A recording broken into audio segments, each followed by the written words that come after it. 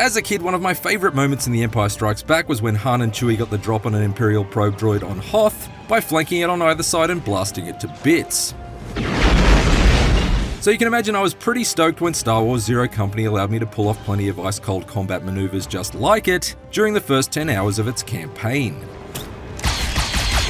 Majesty Hitty! When it was first revealed last year, I assumed this turn-based tactics adventure would only appeal to hardcore fans of the genre. That it was merely XCOM with X-Wings, perhaps. Target down. However, after getting hands-on with a near-finished build, I'm happy to report that Zero Company's strategic shooting seems extremely approachable for newcomers, without sacrificing any of the complexity that more experienced fans might expect. Drop one. It's a bit like a Sarlacc pit, very easy to drop into, but you might be surprised at just how deep it gets. Get them.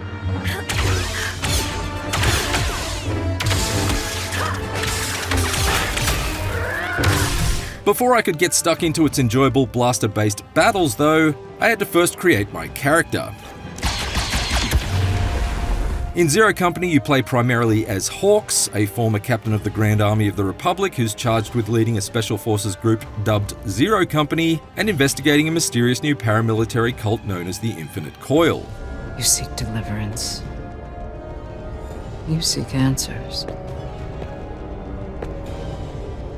I have both. You don't get to choose Hawk's backstory, but you do get to design their look by paging through a healthy variety of species, facial features, combat specializations, and clothing options. I had no regrets about the bright purple Twi'lek I created to be my Hawks, but it was nice to know that even if I did grow tired of her floppy head tails, I had the option to completely switch up her species and overall appearance in between missions by returning to the customization station in her home base.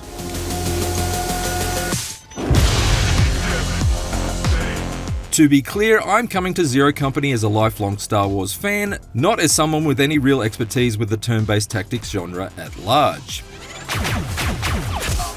However, I was pleased to find that Zero Company's fighting is extremely simple to pick up, thanks to an intuitive control setup and a gentle early tutorial phase. Yet it gradually becomes flexible enough to allow for some really creative battle strategies. During the player's turn, each character gets 3 action points that you can use to reposition them within a set radius, trigger an attack on an enemy, or manually set up an Overwatch cone to automatically target foes that may be on the move once your turn has ended. Additionally, your squad also gets a share pool of advantage points earned for each successful attack you land on the enemy. And they can be spent to unleash unique character abilities, like firing a devastating rocket launcher round or a barrage of sweeping blaster shots to both damage and disorientate an opponent. Gotcha. Zero Company's scraps are more like Star Skirmishes than full-blown Star Wars, but that doesn't mean things don't still get pretty hairy at times. Along the way, your squad of soldiers grows to include everything from medics to marksmen to astromech droids, and getting the team makeup just right is critical in order to keep your success rate high, especially if you opt to play on one of the more challenging of Zero Company's 4 difficulty settings. For the most part, I settled on making my Hawks an all-round gunslinger and brought along with me the burly Cab uppercut to deliver his namesake boxing blows in close quarters melee situations, Can be pretty good at this. former clone trooper Trick to provide cover at range, and a support droid to lob equipable utility items like impact bombs to shatter bands of B-1 battle droids into sparking shards of scrap. However, during my hands-on time, I also got to recruit everyone from jetpack jumping Mandalorians to junior Jedi, and had a great time mixing and matching my squad members as my small army expanded.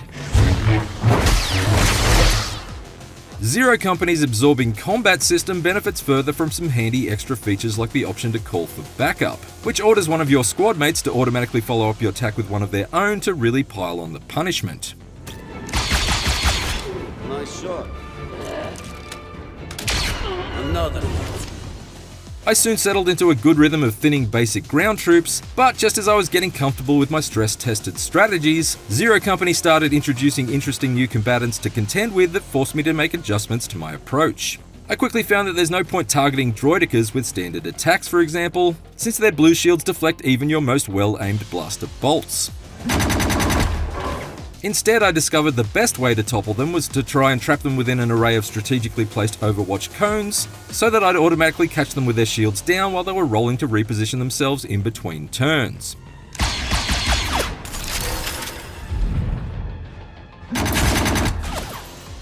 The highlight of my Zero Company hands-on, however, was a multi-part mission featuring a familiar sand-hating special guest operator. After a prisoner exchange goes wrong in the cloud city of Bespin, my Hawks found herself paired up with none other than Anakin Skywalker and an unknown stranger packing some serious sharpshooter skills.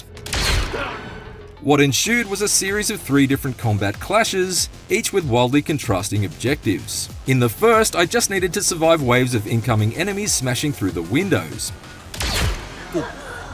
In the second, I was challenged with rescuing a half-dozen innocent civilians before they could get caught in the crossfire. Get yourself to safety. While in the third, I was tasked with defusing a series of explosives while dodging attacks from an enemy dropship, which gives you 1 turn's notice before it rains down hell and instantly injures any operators caught in its glowing red strike zones. This entire stretch made for the most intensely challenging and cinematic sequence in my whole hands-on, and the fact that its climax was set against the ticking clock of time bombs placed all the more pressure on my smart decision-making. As you may expect, Anakin is an absolute beast on the battlefield. And I delighted in lining up groups of gun-toting goons and cutting them all down with one spinning hurl of his saber. As the battle transitioned into an open-air rooftop area, I had a great time force-pushing Infinite Coil commandos cowering behind cover right off the edge and watching them plummet down through the clouds to their doom. Of course, although he may be a marauding mass of midichlorians, Anakin is still very much vulnerable to enemy attacks if you mismanage him. Indeed, there were occasions where I got a bit too careless and left him in harm's way at the end of a turn, exposing him to a one-shotting salvo from the gunship in the skies above. What's all this? Zero Company may occasionally present you with some pretty powerful allies to play with, but that doesn't mean its strict focus on the use of smart tactics ever wavers. Like a certain scruffy-looking smuggler once said, it's probably best that you Don't get cocky! In between missions, you make a hyperspeed jump back to your home base, a decommissioned cargo freighter known as the Den. Here you can shop for new weapon mods like stabilizers to improve your accuracy, Mean looking thing, isn't it? recruit new operators for your squad, invest the credits you earn from battles into base upgrades like access to the black market or a droid repair station, or check in with the other members of your team to share war stories or even a tension-easing joke. That's right. You've heard that one before. Chatting to the various members of your gang isn't just good for getting to know them, it can also present optional leads that can be pursued by accessing the Den's holotable. And this distress call was from someone in our old unit. This galactic map can be used for 2 main purposes. For starters, it's where you choose your next mission from, and beyond the somewhat linear path of the story's opening hours, you soon get your pick from a variety of mission types at any one time. Whether you want to undertake a daring rescue mission or perhaps a safe-cracking heist instead. These incursions give you direct control of your troops on the ground in a number of different planet-side locations from Lothal to Dantooine, and serve as the real meat of Zero Company's campaign. Get down there, find out what they're up to. But please, do it quietly. We don't want to tip them off. Why, it's my middle name. No, their middle name's Kef. You said you weren't gonna tell anybody. Additionally, the holotable is also where you decide which special operations you want to pursue. These are effectively hands-off tasks that often involve deciding on which combination of your operators you want to dispatch for a particular job, such as providing a security detail or boarding a derelict spaceship in order to search for salvage. Job done. Your team's success in these jobs and the rewards you earn in terms of credits and influence often depends greatly on the individual bonds between each of the squad members you choose to delegate to. On to the next. In fact, these bonds are constantly ebbing and flowing from one battle to the next. And as you strengthen them, you can unlock a number of stat boosts for your teammates like health buffs and critical damage boosts, which prove to be crucial as later combat encounters gradually ramp up the challenge. Certainly Zero Company seems stuffed with careful choices to mull over, whether you're on the battlefield or back at your base. Quite a grip. Welcome aboard. Nice trick. Let's finish him off. Zero Company doesn't just have plenty of depth, it also has plenty of death if you're not careful, as in permadeath. While each of your squad mates can be revived a couple of times during a battle, That's the stuff. and you can bring them back to full fitness in between missions if you invest your credits in a med bay for the den, No injury is too great for my preeminent medical skill. should they fall for a third time within the same fight, then they're gone for good. I think something's broken. And no, this isn't some sort of temporary fake out, like Chewie seemingly exploding in an electrified transport ship, before reappearing seconds later with a weary moan in Star Wars Rise of Skywalker. If you lose a pal in Zero Company, you have zero chance of ever seeing them again, which means there's a serious incentive to not only win each fight, but to keep your whole squad standing at its end. Thanks for the juice. Having such high stakes for each and every one of my heroes in Zero Company made me feel far more invested in their fates, especially as many of these support characters seem genuinely likeable, largely thanks to the strong performances from the voice cast. Buy cheap, never sleep. The credit parting is the future charting. I was fairly nonplussed when the somewhat witless Rhodian in my party perished within the campaign's first few missions, Nine. We lost one.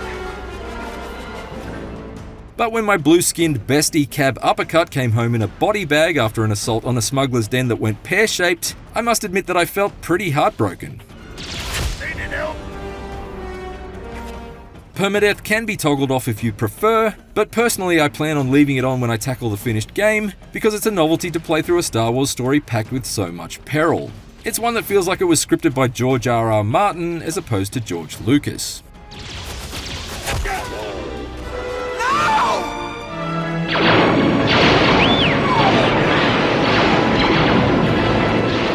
That is, assuming the team at developer BitReactor can sand off Zero Company's noticeable rough edges with some last-minute patching in the coming weeks ahead of launch. Deady good. Some of these issues were pretty minor, like broken camera angles and a frame rate that occasionally coughs and splutters harder than General Grievous in some of the more graphically dense levels. Others were more annoying, like the times I was unable to target the enemy standing right beside me in a firefight, or move the aiming reticule to the upper levels of an arena. Even when I could target an enemy and had a high percentage chance of hitting them, it was quite shocking how often my character's aim would be worse than Greedo's that time he shot first. Bad hand, Captain. But the most egregious errors were the handful of occasions that one of my operators was shot right through solid cover. Doing too good over here. I'm fine to run the risk of my favourite characters potentially dying at any given moment, but I want them to perish as a result of my tactical deficiencies, rather than Zero Company's technical ones. However, bugs aside, I've very much enjoyed my time with Zero Company so far, especially as someone who's relatively new to the tactics genre. Ready to assist. Thanks. Its story missions steadily ramp up in scale and intensity and introduced interesting new objectives and enemy types. Hostiles detected. Its ever-expanding cast of operators is charismatic enough to make you care, I speak fluent binary. I was raised by droids. What? and there's considerable depth to its character customization, bonding, and skill trees, which I'm keen to tinker with further in order to find the most consistent balance for my fire team.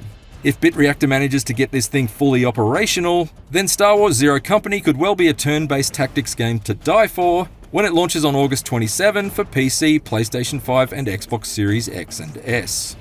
Impressive. Most impressive. For more IGN previews, check out our hands-on impressions of Onimusha Way of the Sword and Swords of Legends, and for everything else, stick with IGN.